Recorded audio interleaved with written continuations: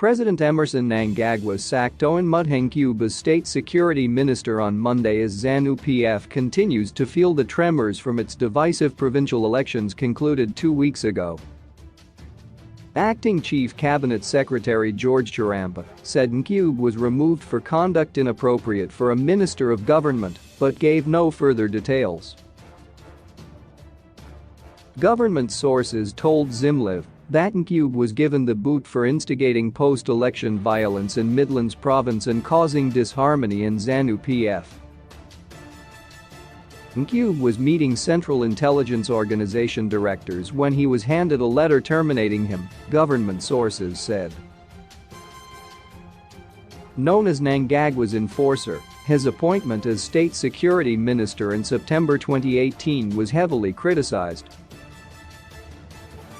His limited education and links to Al-Shabaab, a violent vigilante group accused of a string of murders in Midlands Province, made him unsuitable, critics said.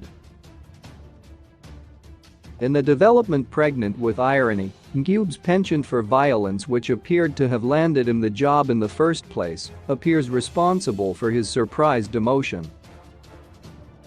Last Saturday, he allegedly mobilized members of Al-Shabaab to intimidate ZANU-PF officials during a provincial meeting called to confirm winners of the internal elections held 2 weeks ago and to elect their deputies.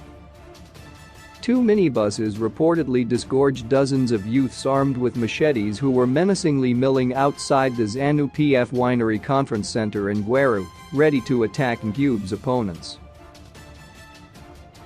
Although he has no party role in the province, Ncube reportedly sat at the top table after giving himself the title of overseer. During the meeting, he is reported to have suppressed discussions by rudely interrupting speakers before going on to impose his loyalists as deputies to the newly elected party officials. There was serious disharmony at the end of the meeting. Some people walked out before it finished, fearing his mob outside.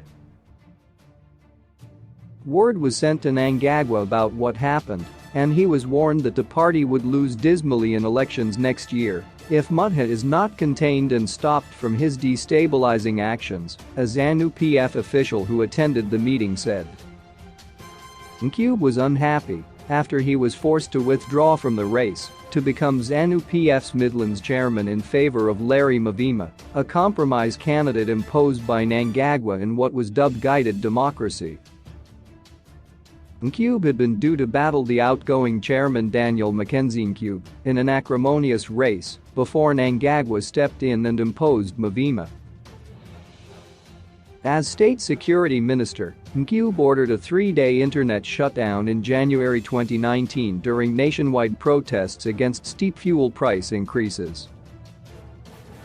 In October of the same year, the United States cited him for gross violations of human rights and added him to its sanctions list.